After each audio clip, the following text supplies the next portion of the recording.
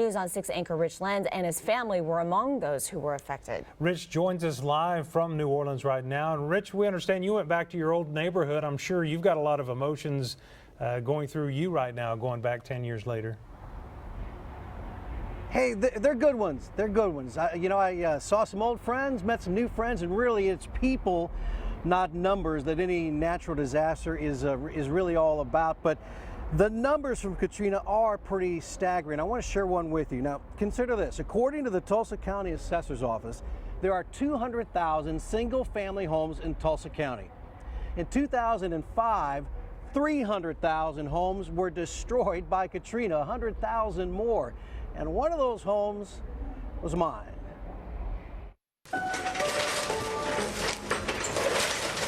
Some home movies are harder to watch than others. Kind of sad, huh? It's nice to have the ice cream truck here, though. Especially when it involves the demolition of a home where these movies were shot. That was high. A year or so after Hurricane Katrina, my wife and I watched the Demolition Diva, yep, that was the name of her company, bring down the home we'd lived in since moving to New Orleans in 1994. It took less than an hour to reduce 12 years of good memories to dust and debris. Right here, what you're looking at, that's where my kids learned how to ride a bike. Right down that little brick walkway that's no more. But like so many other parts of this unique, remarkable city, 5551 Chatham Drive has risen like a phoenix from the ashes. There's a quaint new raised bungalow built on the footprint of my house. Hey man, are you John? Yes, I am. Rich Lenz, nice to meet you. John Starr purchased my lot in 2008 and built his house 3 years later. He's the 31-year-old principal of a magnet elementary school that opened to fill the education void post-Katrina. When Katrina hit, it kind of made me decide to come back. Even more To come back to the city and go into public education. Wow. to see. Blast from a blast. Bill and I share at least one common neighbor. Ann Hebert lives just across the street in a beautiful home she began building after Katrina. We've known each other since our kids were in the 3rd grade. I just couldn't take it. I was just like, tear it down, take it away. And so literally, the next day we had a demo crew over there and they just bulldozed it quick. Bulldozed it right away. Ann had a front row seat for the demise of my place. It began with me pulling every stick of furniture, appliance, toy, clothing, you name it, I dragged it to the curb. This photo was taken by the Associated Press and distributed around the world.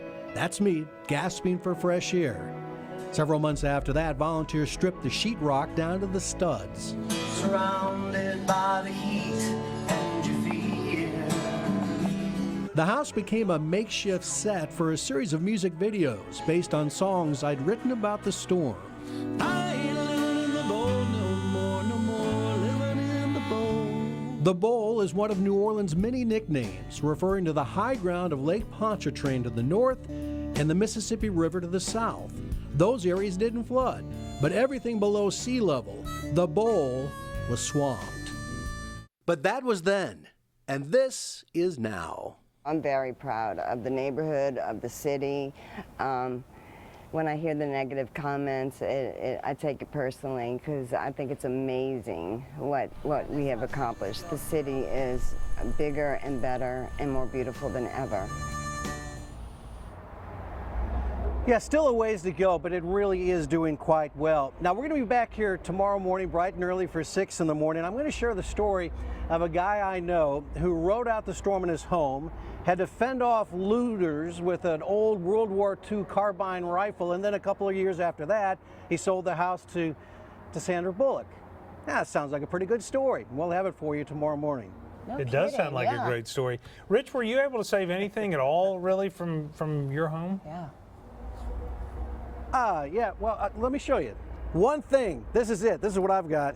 It's my little ceramic tile marker for my address. So that's what's left of the old 5551 Chatham Drive. But as you saw, John Starr has a beautiful new home, and I'm real happy for him. Yeah, he sure does.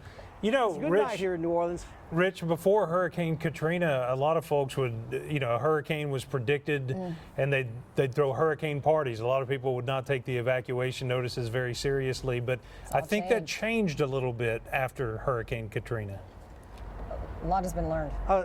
Craig, I've done stories on people who had grandmas who had ridden out 10 storms in 10 hurricanes in the past and said, I'm not going anywhere. I've been through 10 hurricanes. And a lot of those older folks, those elderly folks, perished in Katrina. I mean, it's a very tragic story, but it's exactly what happened. They said, we can handle it.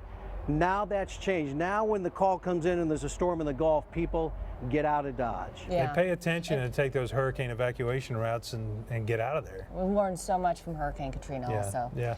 Rich, great That job. was a great We're story. really enjoying your pieces from New Orleans, and we look forward to seeing more. Thank you so much. You bet. Night.